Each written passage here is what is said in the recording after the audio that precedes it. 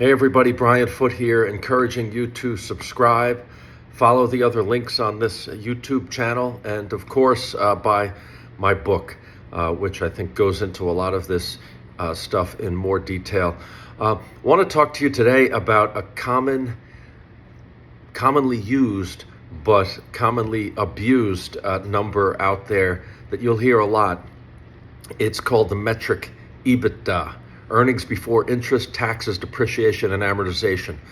Sloppy thinking in the market is one of the great ways to lose money, and knowing where the sloppy thinking is going on is a way for you and me to benefit. I want you to win, and one of the ways to win is just avoid sloppy thinking.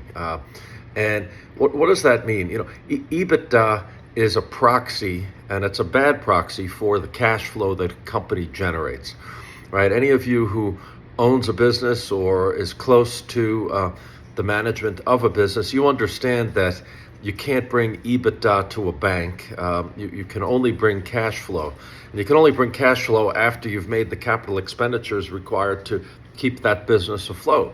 So EBITDA is a little bit different, right? What they do is they take earnings and they add back a bunch of factors that actually don't get you very close to cash flow in almost every situation, right? If the company has any degree of leverage, the before interest, the I in EBITDA is meaningless, because the bank isn't going to permit you to live without interest. The taxes, same thing. If you're a profitable company, you're certainly going to have to pay some cash taxes. It may not be in the same year in which the earnings are generated. That's an issue with you and your accountant. But interest, and taxes are definitely cash out the door on a profitable business that's got some degree of leverage. Depreciation is in any business where you have any equipment, that equipment wears out, right? That's just physics. That's just technology, right? You buy a printer, it has a useful life. You buy trucks, they have useful lives. And over time, those things need to be replaced through capital expenditures. Now, taking depreciation, dividing the value of an asset across its useful life, it is actually a very useful thing, right? If you go buy a truck and you're using it for 3 years to generate profits in your company, you do have to make a capital expenditure to buy that truck, but the economic reality over time isn't that you're using all of that truck on day one. Now, the cash has to go out the door. Depreciation is a real number.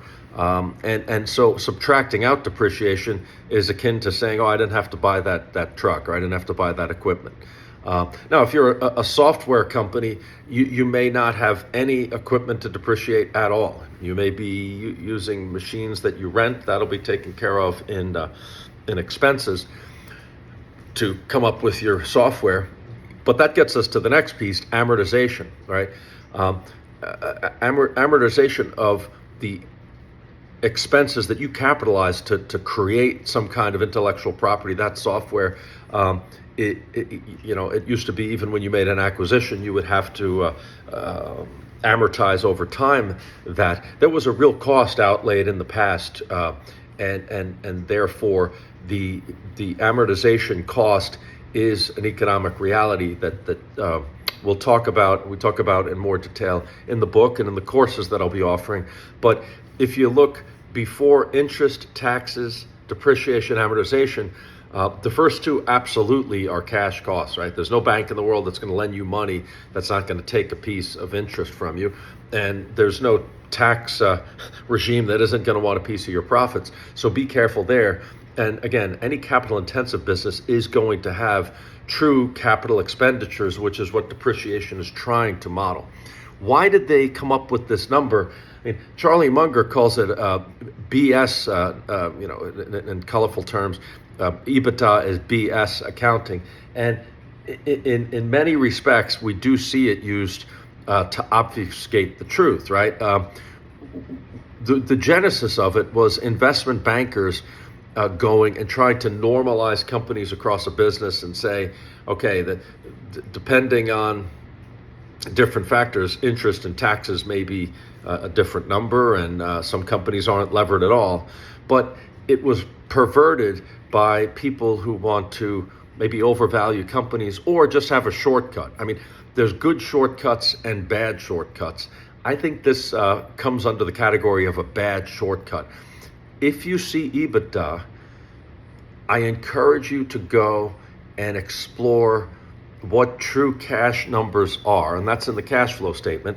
And we'll go through that not only in the book, but also in courses, and stick with me because I can teach you how to reconcile the EBITDA that's reported with the cash flow that is also reported, but often just a little bit more difficult, not impossible, certainly very easy generally, just a little bit more difficult to calculate and to find.